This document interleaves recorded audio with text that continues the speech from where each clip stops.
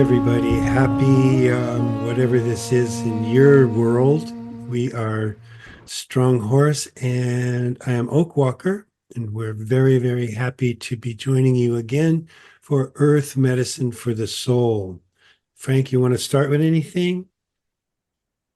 Yeah, I'll kick it off a little bit. We just a matter of explanation. Oak Walker and our intention is to create a program here where we are sharing experiences with one another in terms of, how a shamanic path or a spiritual path has been beneficial to us as human beings, and be able to pass on that knowledge and that knowing to listeners so that they can give that some consideration about integrating that into their lifestyle also.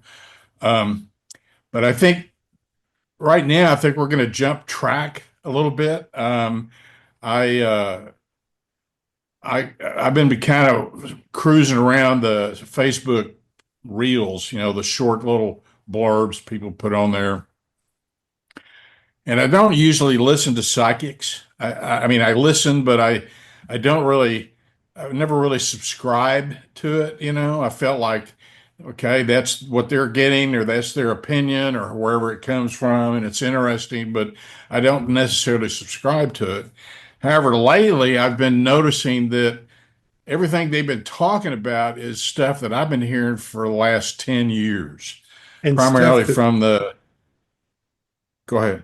yeah, and stuff that I Stu- feel like we've been preparing ourselves for all of this time, exactly. and now we're at we're at the edge of the cliff. It's time to jump. Yeah, exactly. And the typically what I do is, and the way my teaching went was that, you know, nothing's really concrete or set in stone until you get two or three validations if something comes through the spirit world, because you need to feel comfortable with what you're aligning yourself with, Hmm. outside of some initial exposure to something. And so, when I hear people talking about things that are starting to happen, uh, um, that my elders been talking about or our elders been talking about for over 10 years, all of a sudden that, it's got my attention. And Yeah. I think it's primarily around these solar flares and the alignment of different planets and stuff. I'm not well versed enough in astrology to be able to talk about that, but the thing you and I were talking about before we came on was the breakdown of the matrix. Yeah.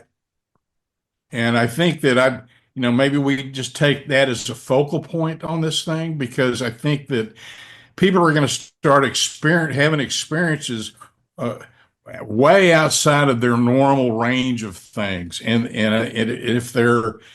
if they have some other people that are saying, hey, here's what you may be expecting, or this is what you may be seeing, here's why you're going to see it, it creates a comfort level for everybody in terms of being able to move into this ascension. And so, like I said, there's a lot of stuff online about it. And I think I'd like for you and I to start, maybe use this, and maybe even the next podcast, to talk a little bit about it. So why don't you start by talking about what do you consider the matrix to be? Well, that's a huge subject. Superficially, the Matrix is this culture that we've built, right? But in a much more profound way, the Matrix is also that the very basis of the fact that it is consciousness that builds reality, and it's actually consciousness that has fundamentally built the universe. The universe is a conscious at its very core, and the matrix is the belief structures that have gone on for, let's say, a billions of years, right? Right. And one thing that Mateo was saying on over the weekend, we are a project that has been ongoing. Each one of us is a project that's been ongoing for billions of years, right? Our Right. consciousness has been here throughout that whole thread of the evolution and the structure of the actual universe itself. And that was there's a Jack Johnson song about that, how he wants to run through the halls of his high school. He wants to shout it at the top of his lungs that the world is just a grand illusion that he has to get over. And there's a whole lot to that. And that is a very Eastern, more or less Taoist kind of concept. And you'll see it going through all of the different traditions in some form or another. That all of this, the Right. whole structure of reality, is something that we've basically melded together in our combined consciousnesses. So here we have this thing that often is called consensual reality. And we've gone through a whole lot of processes, and we've built all of these cultural structures on top of this consensual reality, and some of them are dysfunctional. A lot of them are dysfunctional. And right now, we're struggling with the dysfunction of um, of Western culture, for Consensual. example, and all of the different mishmash of cultures that are isolated, have used to be isolated from one another on the globe, are now coming together, and they're struggling to fight for supremacy in all of this. And the creator doesn't have supremacy. That's not a concept that the creator can get its head around. It's like, if you're a drop in the ocean and you think you're a better drop than all the rest of the drops, then go for it, but I'm the Yeah. ocean. Right. Right. Right. You just Right. Right. it just doesn't wash. There's no sense to it. And so Right.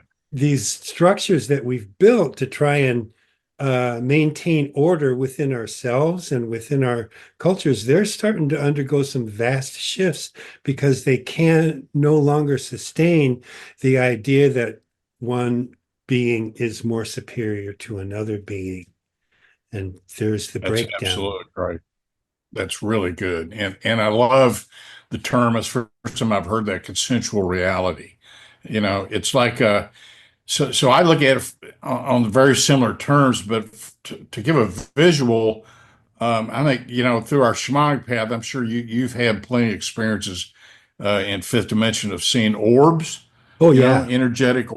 Yeah. Uh-huh. So, these energetic orbs are in the Castaneda. He mainly talked about it in terms of each individual being egg shaped, and so Uh-huh. each individual is sort of orb that or aura, and so Mother Earth, being a live being, has the same. I think I guess Yep. we call it a grid, but it has that same orb, and so the orb is really the basis of consensual reality. I think is like Hmm.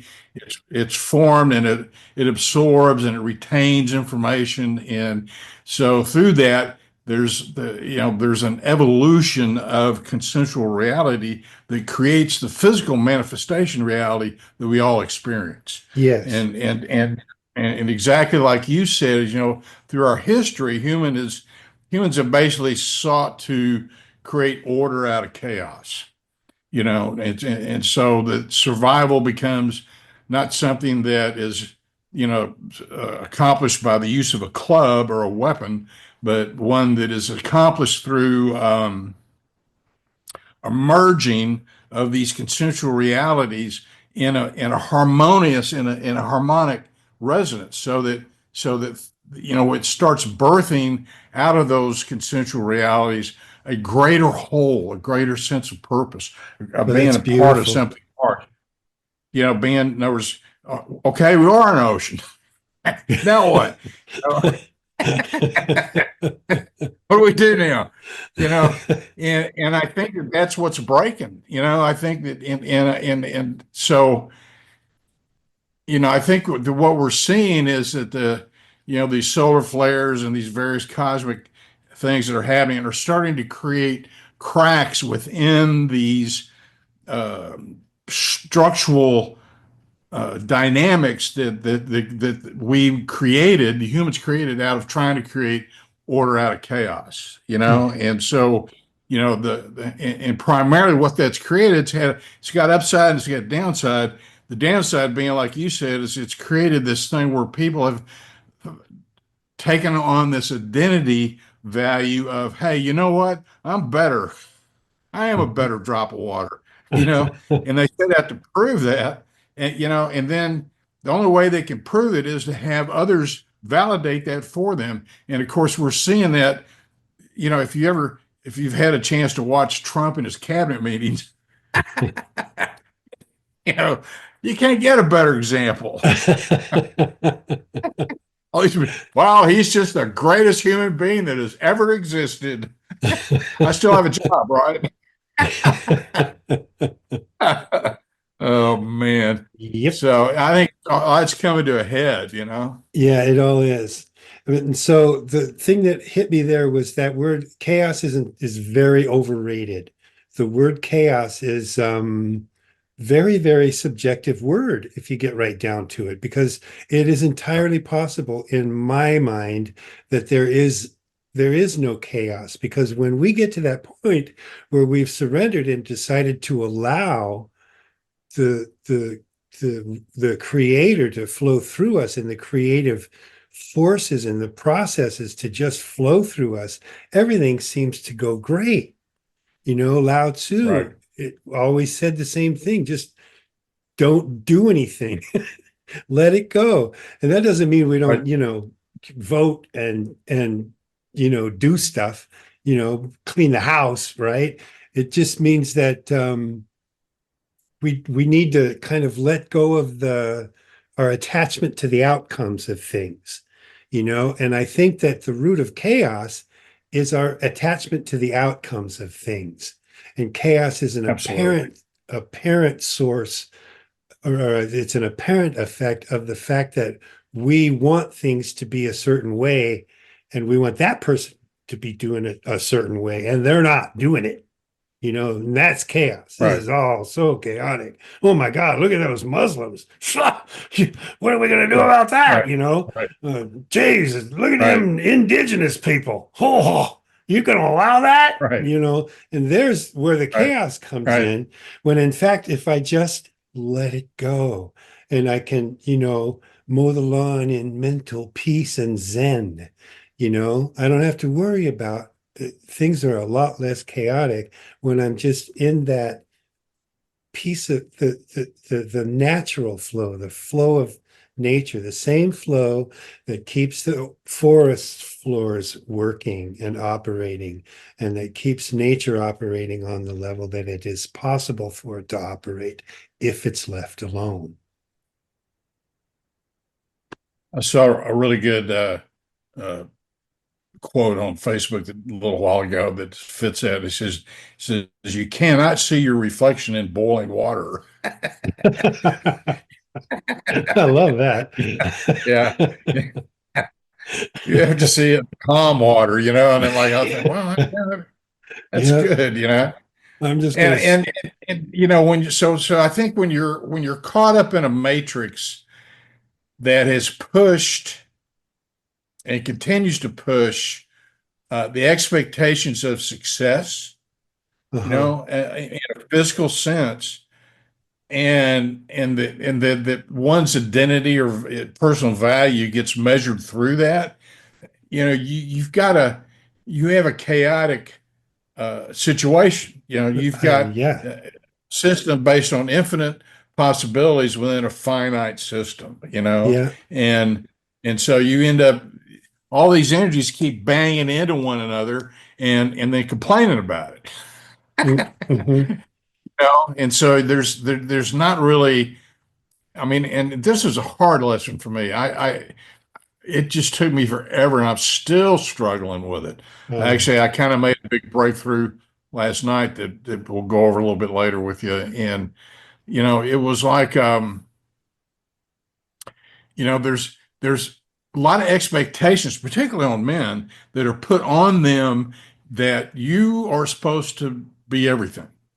No, you Yep. have to do everything, be everything, produce everything. What I mean, it just goes on, the list goes on and on and on. Yep. And, you get to a point where it's like, this is just way too much. I mean, I can't do everything, and a lot of men, I was saw this great interview with this guy earlier, and he said, if you go somewhere where there's five people that have committed suicide, four of them will be men. And he said, there's got to be something done to try to help people, particularly young men, recognize that, look, you're not expected to do everything.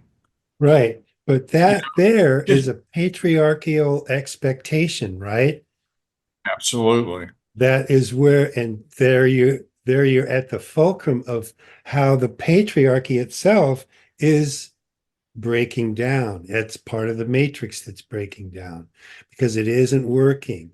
Men are not happy. Women have no respect for men, and with for good reason. And the toxic masculinity that has been touted for so long as the as God's way never was and can never be God's way. right, right. That's exactly right. And and we could rag on religion a little bit for that, for eons of Yeah, but we don't have patriarchal time. priesthood power. We don't have time.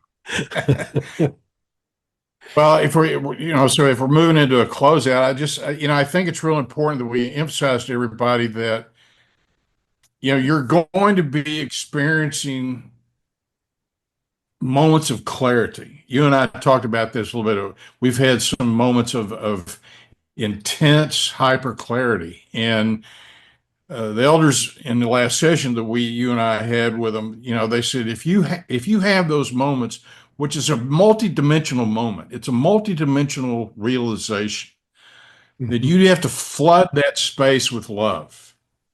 Yeah, Because if you flood that space with love, it will respond to you. And mhm, it's kind of like the story you had when you were sitting on the curb when those light beings came in and said, "You're doing it backwards. You mhm. give, and then we give." Yeah. That's how it works. Yeah, Oh, we're not closing out. We got a good 10 minutes here so we can dig deep into this. So if it is a consensual reality, and if that reality is something that we build with our own consciousness, then really the only effort that's worth doing is an effort that realigns that entire consensual reality towards one of a loving kindness, absolutely. centrally motivated or centrally anchored in loving kindness, because it's clearly obvious that the things that are in control lately cannot possibly sustain themselves. You can't go out and say, well, yeah, and troll everybody all the time. Right, You cannot lie even when it's in your own best interest and expect good results. right. I agree with that 100%. And it's going to be, I think that the space is opening up more and more for uh, an instant response to kindness. Is people are going to find more and more that if they're making efforts to be kind, if they're going out of their way to do things for others or to do good deeds, whatever that looks like, that the universe is going to respond to that in pretty quick order, I think. And I think that's probably I think over time, that's going to pick up dramatically to where it'll be palatable, Mhm. and so, but initially, I think it's going to be kind of fearful for people. But I think that, particularly young men right now, they're struggling with this identity thing. Yeah, What is it they're trying to identify as? And they don't. They're Some are saying, well, you need to be more feminine. Others are saying, no, you need to be more masculine. Both of those are on the edge. They're right. they're both on the edges, you know? But it's all And about so balance. it's all about balance, man. You know, you have to be able to handle any threat, any that comes your way, but you also got to be able to cry. Yeah. You have to be able to bend, and you also have to be able to stand strong, you know? Yeah, It's yeah. and so it's the simplest thing on earth that I am struggling with for 70 years and will continue to struggle with until the day I die. And it's the simplest and the hardest balance to achieve. That's just part of the human experience, and that's the way it's set up. That's the But I think it's becoming more and more important Yeah, it's that that coming become to a a head. conscious effort. Mhm. Yeah, absolutely. And we're not going to be Absolutely. able to sleepwalk our way through life anymore. No, We're going to have to no. consciously engage in with life and not just, you can't do what your daddy did anymore. It's not going to pan out for you. You're going to, Yeah, I mean, I think that basically we're going to have to redefine what a woman is and what a man is, and what a union of those two looks like. You know, I mean, redefine them on, very core levels. You know, because it's nice to sit here and say, well, you know, young men need to be more kind and more considerate and all that, but they also need that support. yeah. And they need to also know how to be supportive. I mean, and protective. I mean, so there are still these roles of protection that have to, uh, I mean, we protect each other. My wife protects me from the things that she's best at protecting me from, and I protect her. And this is instead of just having one protector and one, damsel in distress, we're needing to come up and meet in the middle with these things. And Right. they're, and I'm, obviously I'm not talking about the genetic makeup of people here. I'm talking about our core values and our core beliefs about ourselves and one another so that they can meld together better in terms of seriously better unity. Those kind of relationships don't have to be heterosexual, but I mean, we're talking in terms of the male and the female aspect of things, right? So I don't want Right. people to start coming along going, well, what do you mean? Gay people can't, but yes, they can. We can all balance all of these relationships out in ways that are no longer toxic. And I think that's what we're trying to avoid here is the toxicity of misguided concepts. Well, However, I think we need to convert toxicity into co-creation.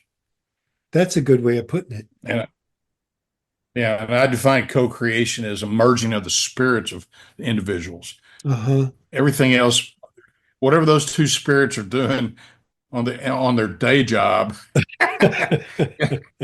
it's up to them, you know. Yeah. But they got to come together in a dream state in order to be able to dance those energies and learn how to dance those energies together so that they work together in harmonious balance. Uh-huh. And that those dreams come into a conscious reality that is harmonious, like you're saying.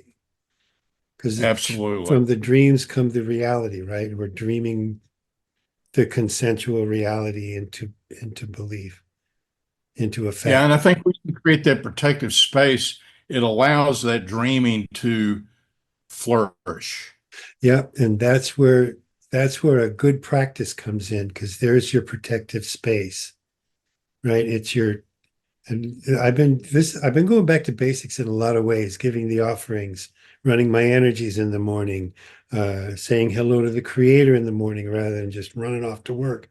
These little basic things that we can do every day, offer, offer something to the animals, just make offerings to the earth and to the spiritual energies of the universe that helps us create this what they used to portray in photos and in paintings as that halo around people, right? that halo is the light of God that is your protective polk pole, it's called in the Peruvian traditions, where you have that's your energy body, right? And the brighter your light shines, the more protection that you get. As near as I can tell, that's the way it works for me anyway. Yeah, and I think that by those offerings, that's another ways of announcing to the earth and announcing to the universe, hey, I want to participate in this. You know, I want to be a participant. I don't want to just be on the sidelines, you know. And so when you do that, you're open to being able to receive more and more uh, teachings, more and more lessons, more and more challenges to help you expand that intent that you're setting by making those offerings, Mm-hmm. whatever way you offer them, you know. Yeah. Sorry, I had spaced out a little bit there. So my All right. computer's beeping at me. Well, so you know, why don't we just wrap this up, and then we'll Okay, talk about if how, you know, on the next one, how we want to tackle this, maybe the same subject in a different, coming at it from a different viewpoint. that would be good. Okay, I actually finally wrote something, which is in closing, thank you for your kind attention and for supporting us. We have more resources available on our webpage at earth-ems.com. There you go. All right. Thank you, Thank you, everybody. everyone. Thanks for listening. Good night.